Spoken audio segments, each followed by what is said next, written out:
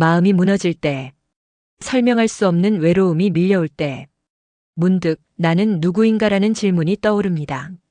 오늘 우리는 그 질문을 주님의 품에서 마주하려 합니다. 주님 앞에서만 진짜 나가 되는 시간입니다.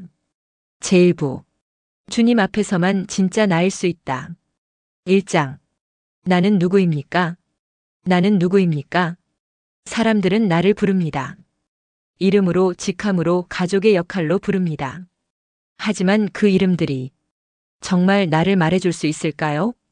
하루에도 수십 번 나는 나를 속입니다. 괜찮다고 말하고 웃으며 살아갑니다. 아무 일 없는 얼굴로 세상과 마주섭니다. 하지만 혼자일 때 조용히 내 마음에 묻습니다. 나는 누구인가?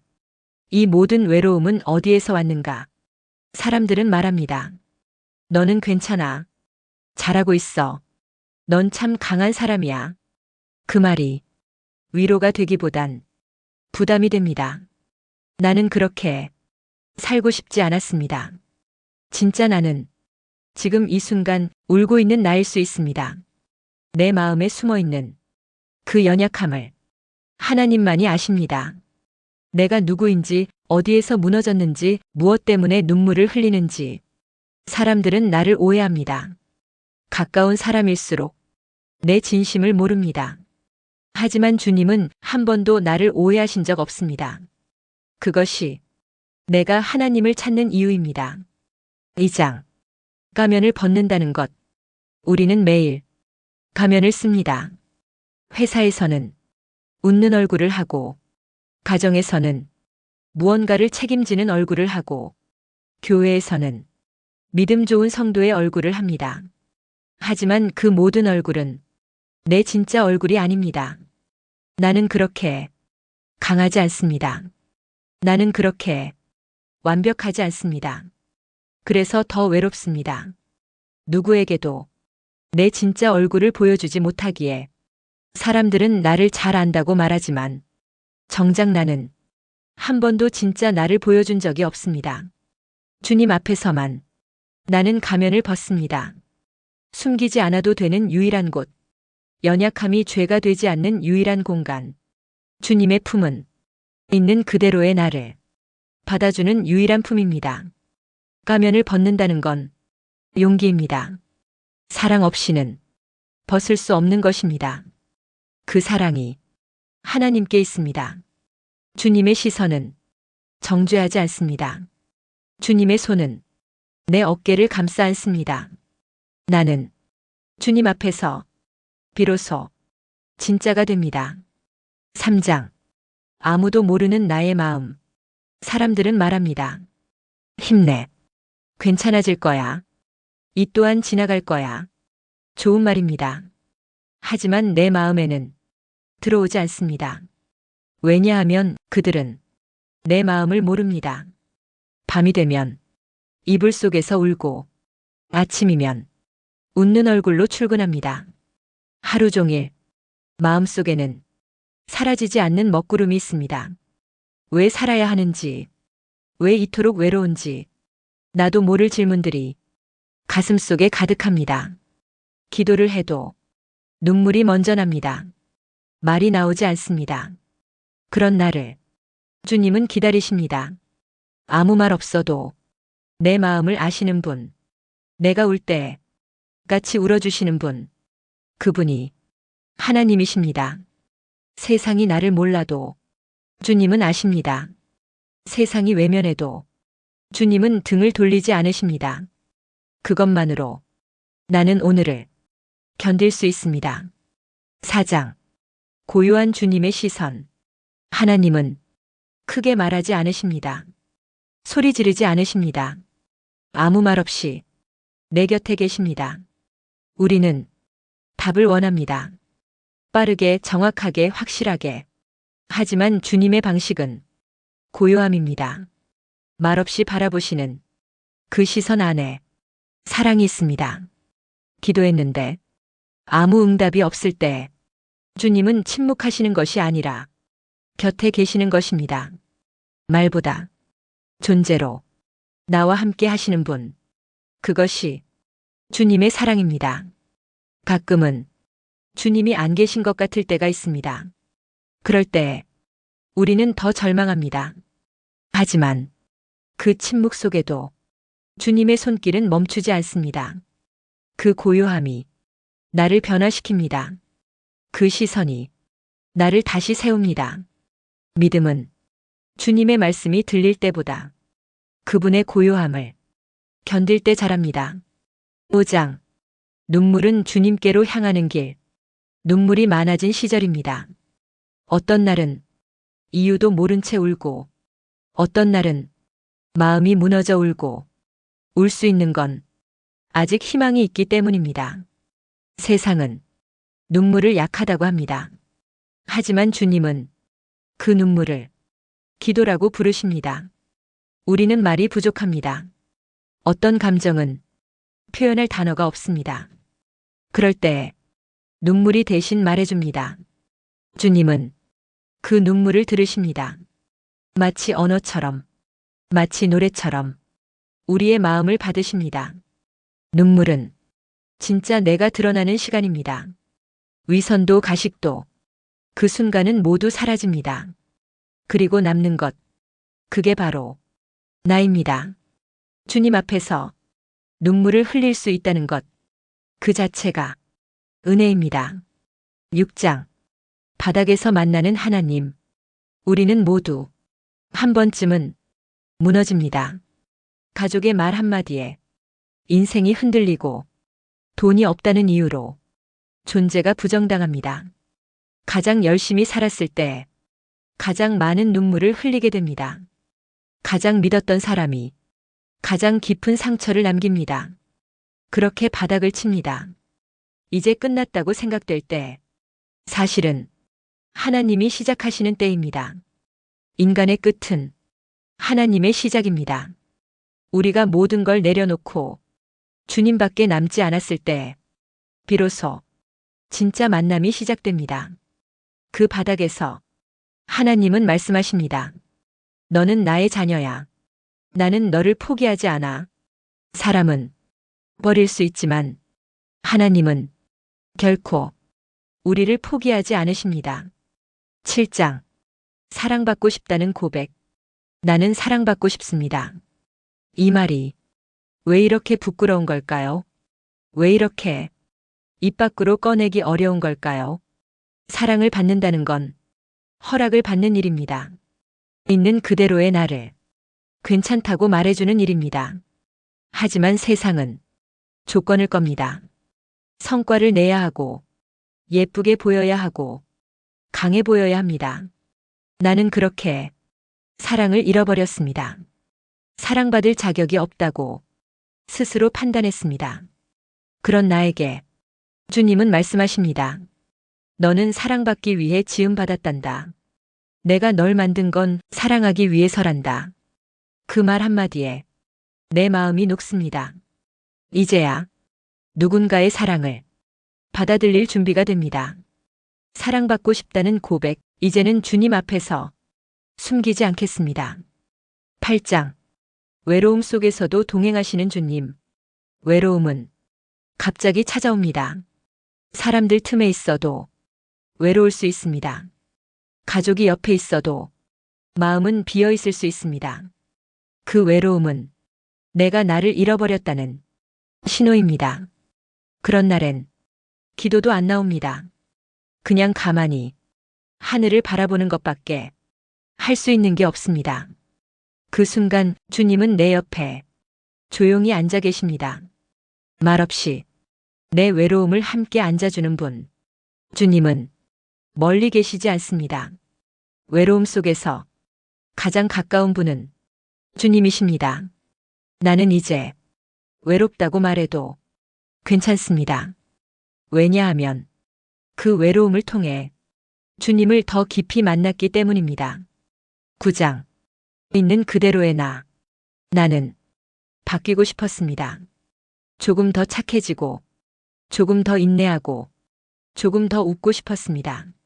하지만 늘 실패했습니다. 하루를 시작하며 다짐해도 하루가 끝날 땐 후회뿐이었습니다. 나는 왜 이럴까? 나는 왜 안 바뀔까? 그런 자책으로 나를 더 미워하게 되었습니다. 그때 주님은 말씀하십니다. 있는 그대로의 너를 나는 사랑한단다. 변화는 사랑에서 시작된다는 것을 나는 이제야 알았습니다. 내가 바뀌어야 사랑받는 게 아니라 사랑받을 때 바뀔 수 있는 것이었습니다. 있는 그대로의 나. 그 시작은 하나님의 품입니다. 10장. 나를 아시는 하나님. 나는 나를 잘 모릅니다. 내가 무엇을 원하는지도, 왜 화나는지도, 왜 외로운지도 정확히 모를 때가 많습니다. 내가 나를 모르는데 사람들이 나를 이해해 주길 바라는 것 자체가 무리였습니다. 하지만 하나님은 다릅니다. 말하지 않아도 아십니다. 숨겨도 보십니다. 거짓말해도 진심을 꿰뚫어 보십니다. 그런 하나님 앞에서는 숨을 수 없습니다. 그렇기에 안심이 됩니다. 내가 다 말하지 못해도 하나님은 다 아시니까요. 사람 앞에서는 설명해야 하지만 하나님 앞에서는 그냥 울면 됩니다. 나의 깊은 상처, 깊은 기억, 말 못한 한숨까지 하나님은 들으십니다. 그래서 오늘도 다시 무릎을 꿇습니다. 주님, 나를 아시는 주님, 나 여기 있습니다. 일부 마무리 내레이션. 당신은 주님 앞에서만 진짜 자신이 될 수 있습니다. 가면을 벗고 눈물을 드러낼 수 있는 곳. 그곳이 하나님의 품입니다. 사람들이 알아주지 않아도 하나님은 당신을 아십니다. 그래서 당신의 인생은 결코 혼자가 아닙니다.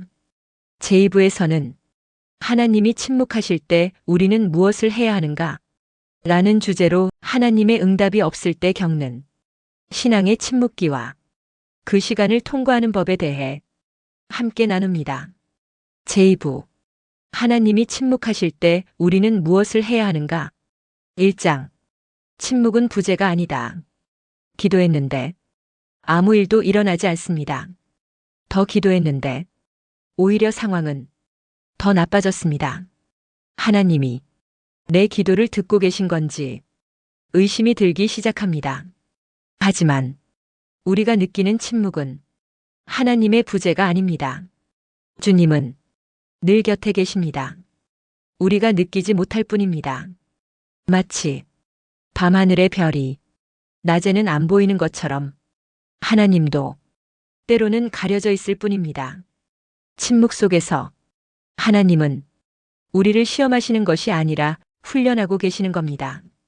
믿음이란 응답이 있을 때보다 응답이 없어도 신뢰할 때 비로소 자랍니다. 하나님의 침묵은 하나님의 임재입니다. 보이지 않아도 그분은 계십니다. 2장. 질문하지 않으면 듣지 못하는 대답. 왜입니까, 주님? 왜 지금입니까? 왜 나입니까? 이 질문을 기도에 섞어 수없이 올렸습니다. 하지만 대답은 오지 않았습니다. 그러다 조용한 밤 문득 이런 생각이 들었습니다.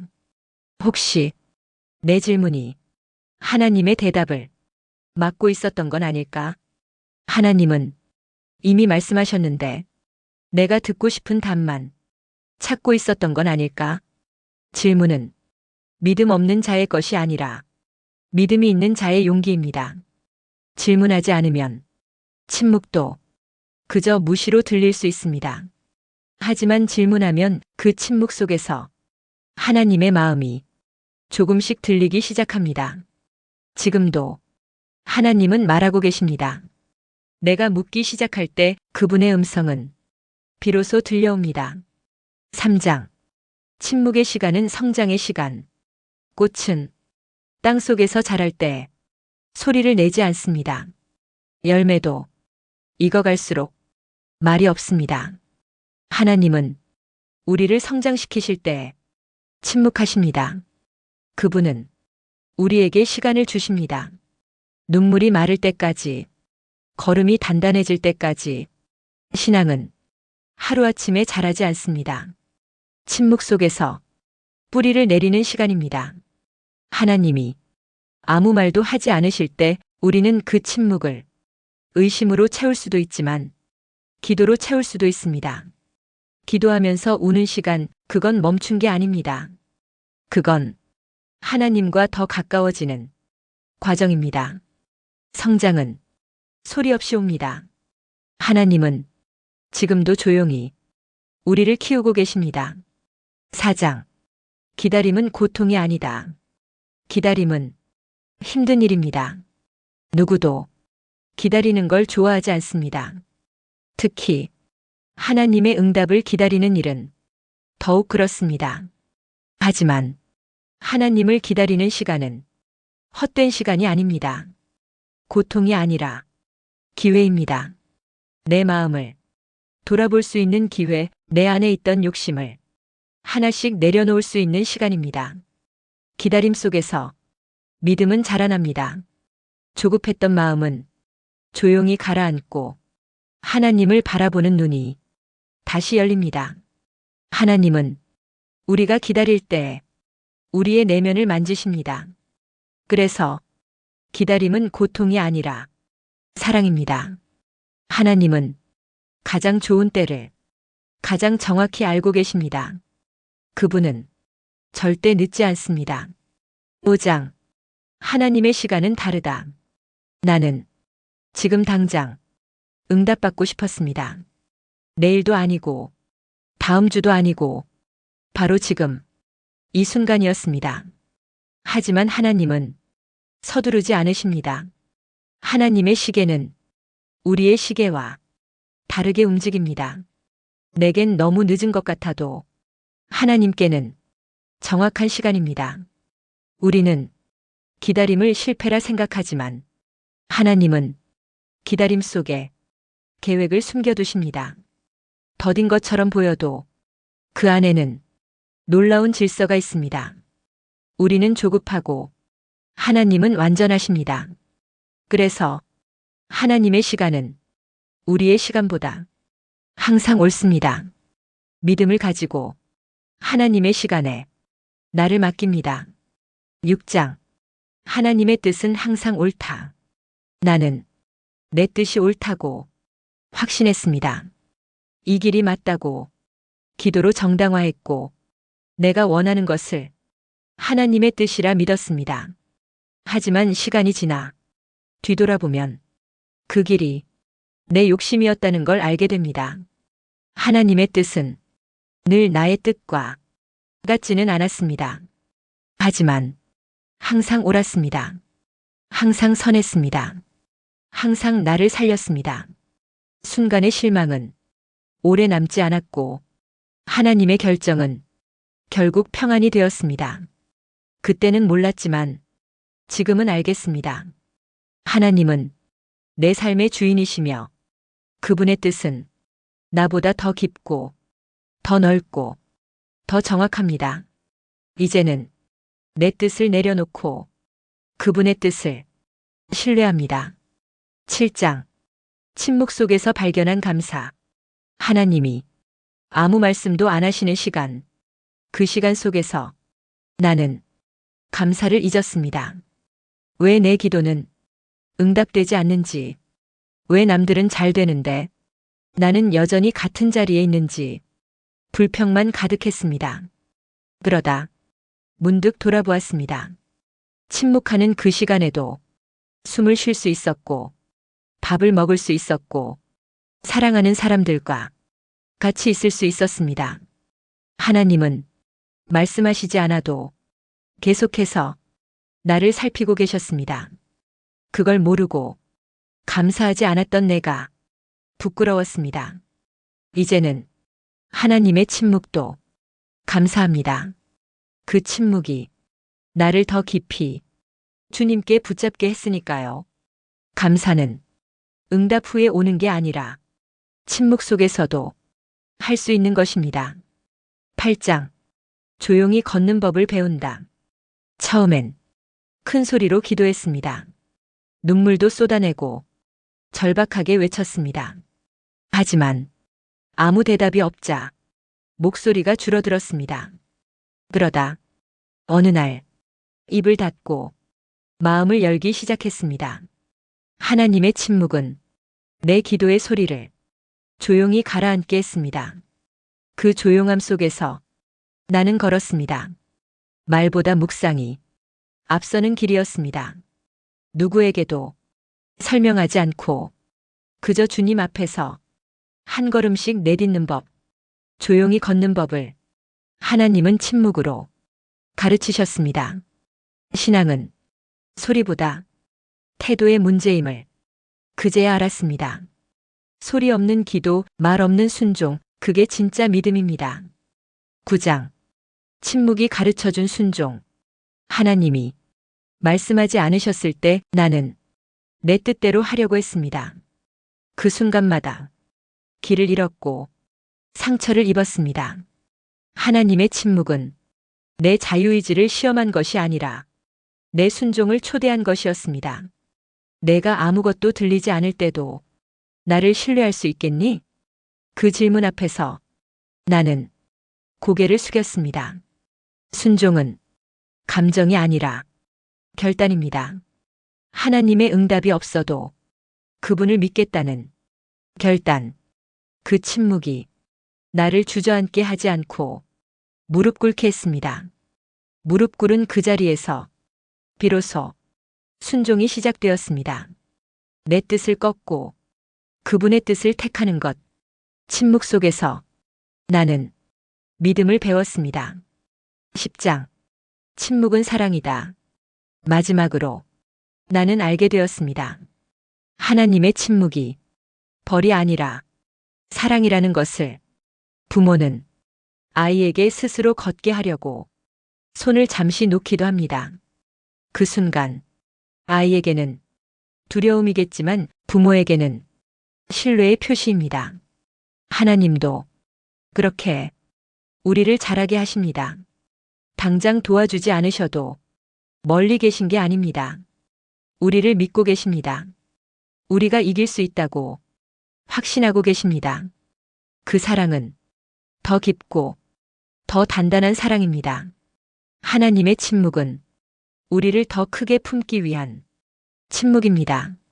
지금도 그 사랑은 한순간도 식지 않았습니다. 침묵은 하나님의 언어입니다. 사랑의 언어입니다. 엔딩 나레이션. 오늘 하나님이 침묵하신다고 느끼셨나요? 혹시 기도의 응답이 없어 지쳐 계신가요? 하지만 그 침묵 속에서도 하나님은 당신을 사랑하고 계십니다. 그분은 보이지 않아도 가장 가까이 계십니다. 지금도 당신의 눈물 속에서 말없이 함께 울고 계십니다. 우리는 그 사랑 안에서 조용히 다시 일어설 수 있습니다. 침묵은 끝이 아닙니다. 믿음의 시작입니다. 다시 기도의 자리에 앉으세요. 하나님은 당신의 작은 한숨까지도 듣고 계십니다. 제3부 예고편. 제3부에서는 주님 앞에서만 진짜 나일 수 있다는 주제로 가면을 벗고 주님 앞에 있는 나 자신을 마주하는 신앙의 여정을 나눕니다. 세상이 요구하는 모습이 아니라 하나님이 바라보시는 있는 그대로의 나로 사는 법을 함께 묵상합니다. 제3부. 주님 앞에서만 진짜 나일 수 있다. 1장. 사람들 앞에선 항상 괜찮은 척. 오늘도 괜찮은 척 했습니다. 아무 일 없다는 듯이 웃었습니다. 마음은 지쳐 있었지만 말하지 않았습니다. 왜냐하면 말해도 모르니까요. 누군가에게 내 속을 보이면 약하다고 느껴질까봐 두려웠습니다. 그래서 아무 일 없는 사람처럼 살았습니다. 그런데요, 그 척들이 나를 더 힘들게 했습니다. 울고 싶은데 못 울고, 기대고 싶은데 못 기대고, 그냥 버티는 사람이 되었습니다. 하지만 버티는 것과 사는 건 다르다는 걸 뒤늦게 알았습니다. 나는 사람들 앞에선 괜찮은 척하지만 주님 앞에 선 그 척을 할 필요가 없었습니다. 2장. 가면을 벗기 시작할 때 언제부턴가 나는 내가 누군지도 모르게 되었습니다. 사람들에게 맞추고 상황에 맞추고 기대에 맞춰 살다 보니 정작 내 본래 모습은 희미해졌습니다. 칭찬을 들으면 기뻤지만 그게 내가 아니란 걸 알았습니다. 사람들의 기대 속에서 나는 가면을 쓰고 있었습니다. 그 가면은 처음엔 나를 보호해줬지만 결국 나를 숨기게 했습니다. 그리고 주님 앞에 섰을 때 그 가면은 의미가 없었습니다. 하나님은 내 안의 상처도 아시고 숨겨둔 슬픔도 아시기에 굳이 연기하지 않아도 괜찮았습니다. 그때 알았습니다. 주님 앞에서 가면을 벗는 순간이 진짜 내가 비로소 살아나는 순간이라는 걸. 3장. 하나님은 있는 그대로의 나를 사랑하신다. 나는 스스로가 부족하다고 느꼈습니다. 신앙도, 기도도, 삶도 다 불안했습니다. 그래서 하나님이 나를 덜 사랑하실 거라 생각했습니다. 하지만 말씀을 보고 기도 중에 들려오는 그분의 음성은 달랐습니다. 있는 그대로의 너를 사랑한다. 나는 준비되지 않았는데도 사랑받고 있었습니다. 하나님은 내 성공이 아니라 내 존재를 사랑하셨습니다. 내가 무너져 있을 때도 실수했을 때도 하나님은 나를 포기하지 않으셨습니다. 세상은 조건을 요구하지만 하나님은 조건 없이 나를 품으셨습니다. 그 사랑 앞에 나는 숨지 않기로 했습니다. 4장. 진짜 기도는 가식이 없다. 처음엔 기도할 때도 말을 골랐습니다. 예쁘게 말하려고 하고 신앙적으로 보이려고 했습니다. 하지만 내 마음은 그게 아니었습니다. 분노, 혼란, 두려움, 그 모든 감정을 감췄습니다. 그러다 어느 날 하나님께 터뜨렸습니다. 하나님, 정말 너무 힘들어요. 그 말이 진짜 기도였습니다. 더 이상 꾸미지 않고, 더 이상 숨기지 않고, 진심 그대로 쏟아낸 기도. 하나님은 그 기도를 외면하지 않으셨습니다. 오히려 그때부터 나와 깊은 대화를 시작하셨습니다. 진짜 기도는 잘하는 기도가 아니라 있는 그대로의 마음을 드리는 것입니다. 5장. 상처를 꺼낼 용기. 나는 상처를 감췄습니다. 사람들은 그걸 약점이라 했고, 때로는 그 상처를 이용하기도 했습니다. 그래서 더 깊이 감췄습니다. 그런데 기도 중에 하나님이 말씀하셨습니다. 그 상처를 나에게 보여주렴. 겁이 났습니다. 하지만 용기를 냈습니다. 눈을 감고 그 아픈 기억을 꺼냈습니다.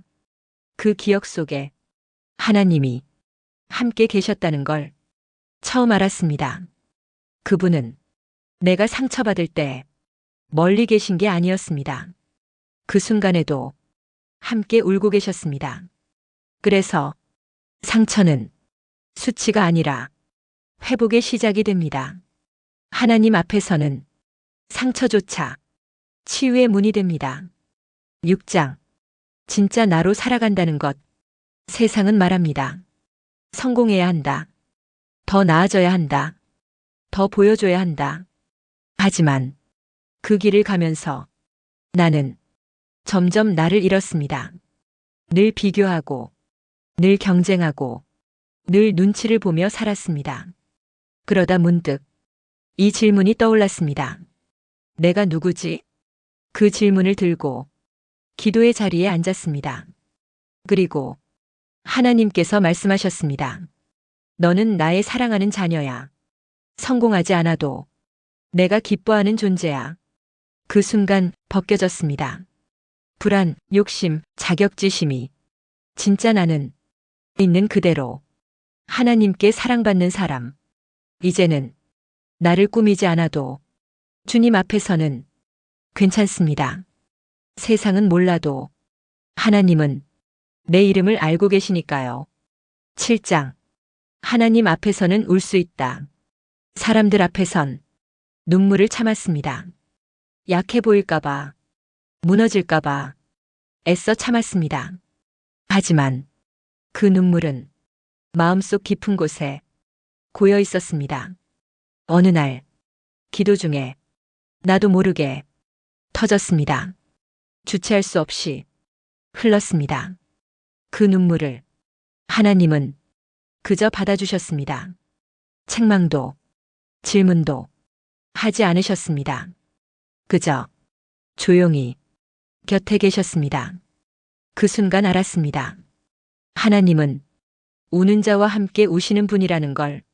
눈물을 감추지 않아도 되는 곳. 그게 하나님 품입니다. 그 눈물 속에서 나는 위로받았습니다.